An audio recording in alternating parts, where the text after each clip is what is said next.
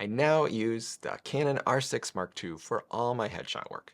In fact, I even got rid of the R5 because it just didn't add much, except bigger files. The R6 Mark II is a fantastic option for headshots and general portraiture.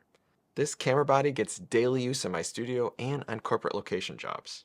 Combined with the 24-105 f4 lens, it's a great compact solution. While the 24 megapixel sensor is not exactly cutting edge in 2024, it does the job. Only when I shoot my kids' soccer or dance events do I dream about having an R3. Then again, the prices keep coming down.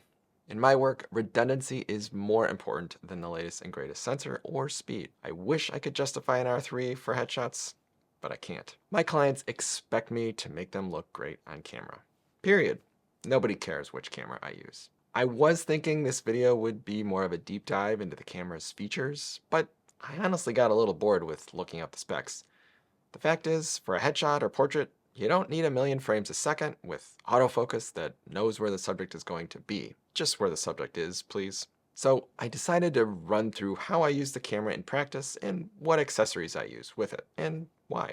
If other questions come to mind, let me know in the comments. So what do I like or use every day on the R6 Mark II? If you shoot mostly with strobes like I do, the custom settings option is a no-brainer. I use the custom settings dial to lock in my exposure value for strobes in the studio. This keeps everything consistent. I know I can fiddle around all I want on the weekend and instantly get back to the basics with a flip of the dial. I've also set up a custom menu page with image crop and a few other features that I use on a regular basis. This allows for easy access when a client wants to have a chat while I'm setting up. Can you set up your whole kit while talking to a client? It will happen, so be ready for it. The eye autofocus is at work 95% of the time. Eye tracking is very solid, but it's not 100%. Every once in a while, it misses. Coming from Nikon, it has taken a while to get used to the focus modes, the tracking options, and that sort of thing, but I'm feeling pretty good now. There are lots of options in the autofocus settings, for any brand really, but I wish manufacturers did a better job of articulating the best practices or recommended settings for certain cases. So if you have setup suggestions, let us know in the comments. Battery grip. I generally don't like battery grips. If I wanted a bulkier camera, I'd buy an R3, which is actually less bulky than an R6 with a grip.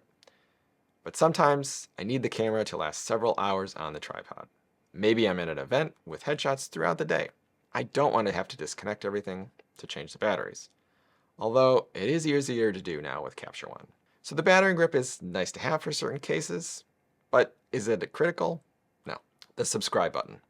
There's not a subscribe button on the camera, but I would appreciate it if you hit the subscribe button on your device and like the video if you're enjoying it. Tethering.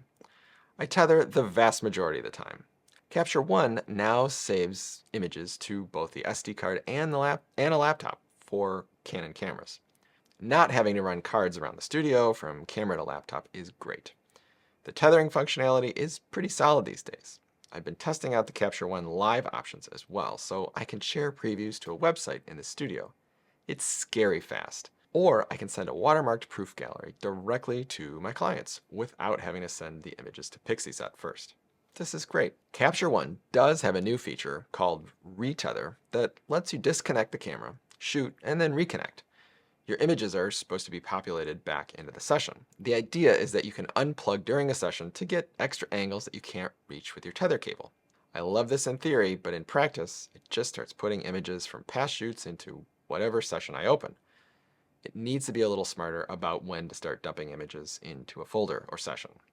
They seem to assume you start every shoot with a totally empty memory card. This just isn't how I work. To me, memory cards are a great short-term backup until images are on my computer and backed up in the cloud. Have you tried this feature? What do you think? Let me know in the comments. When tethering, I am a big fan of Tether Tools cables and the tether block. It's the most secure option by far. You'd think for being such a popular standard that USB-C would be a little more secure, but even a little wiggle can disrupt the connection. I recently picked up an L bracket. If you're not familiar, it basically allows you to mount a camera vertically on the tripod without having to tilt it over, like this. Unfortunately, the USB-C connection is right in the middle of the side of the body, so it's not pretty for tethering. It works, but it's not pretty. Anyone aware of an alternative solution? Let me know. This is probably my favorite Canon accessory, a simple little Bluetooth trigger. It's the Canon BRE1 wireless remote, and it's handy for setting up on location or in studio. I use it to shoot white balance reference shots and for lighting tests. The trigger is so much easier than having to pull up the timer in the camera or use the Canon app.